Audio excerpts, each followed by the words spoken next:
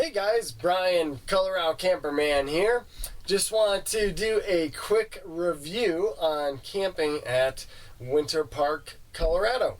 So this last weekend we just did a trip there in the truck camper, and I actually got my wife to go out, which is a first, and we brought our dog TJ. So I just want to do a review for you guys on some things to keep in mind and just kind of our trip overall. So first off, so we got there Friday night about 7:30 p.m. and it had been about 50 degrees throughout the course of the day because it's springtime, so it was nice and warm. But anyhow, we were originally going to camp in the Utah Junction parking lot, which is right by the Challenger lift. And for you guys who've been there before, you know that that is a pretty happening tailgating parking lot. So we wanted to get a spot there, but it was just complete mud.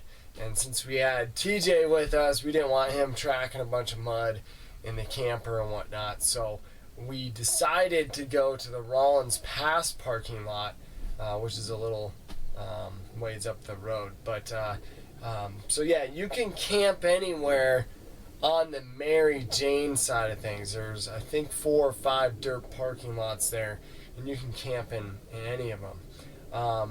Now, you might want to clarify with someone there before you camp, because there are signs that say no overnight parking.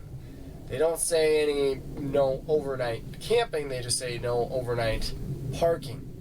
I clarified with a lifty that it was okay for us to be there, and he had pointed out a truck camper that had been there for, he said, about 2 weeks. So he said everything was all right. So he kind of verified that we were okay to camp there, and so we ended up camping there.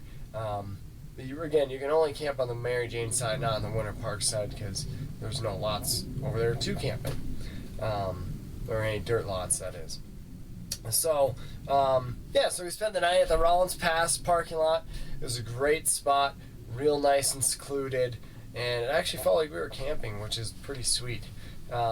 And then in the morning time, we moved to the Utah Junction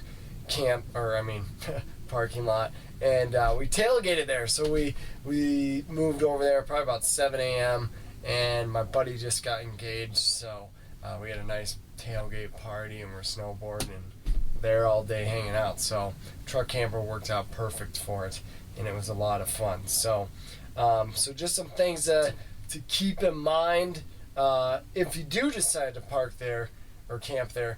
One of the pros of camping at Winter Park versus, say, Copper is the fact that it does actually feel like you are camping.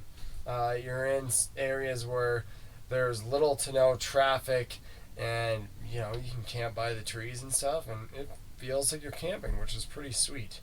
There are some downsides to that, though.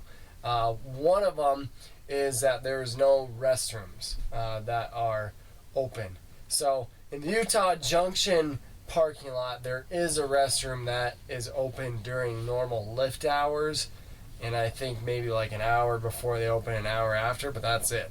So, for guys, you can just go in the woods.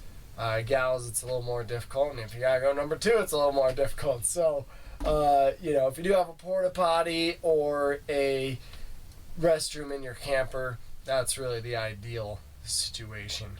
The other part of that too, that's kind of a downer, if you want to go out to dinner or get some beers in the village there at Winter Park, or go downtown, there is no bus that runs there. So that is a downer, as opposed to Copper Mountain, where there's a bus that shuttles you down to Center Village. There's nothing like that at Winter Park. But overall, it's great, great time. You can still camp there, which is nice. It's one of the other few resorts where you can camp there, and it's a lot of fun, and I definitely recommend doing it. So I'm going to show you guys something else that happened to the truck camper while on our trip. We made a little mistake with our water tank and filling that up, and the pipe's freezing. So I'm going to show you guys what that's all about. Alright, so here is the water tank in the truck camper, and since it was supposed to be warm and not freeze at Winter Park, we decided to go ahead and fill it up. and we ended up going to my folks' place in Loveland there, and so on Sunday it actually snowed and dropped below freezing, and this pipe, actually the whole thing, which is right here then too, and then runs under here and goes to the sink, the whole thing froze, which was pretty unfortunate. We weren't super happy about that. I was a little worried about it. Didn't think it was gonna crack. I got a heater in there and, you know, defrosted it, but unfortunately the damage had been done and it ended up cracking here, and then you can see there's actually a little bit of water still. I've been drying this out with a heater, but there's still a little bit of water here. So that cracked. Luckily, this was the only section that cracked, and it's about, I don't know, 3-4 feet of hose. So I have to replace that. But yeah, lesson learned. So if you're gonna do winter camping, unless your rig is definitely winterized, I would recommend not filling your tanks. And I already knew that before doing this, but chose to try it out anyways, and now I'm gonna pay the consequences. But anyways, thanks for watching, and we'll see you guys later.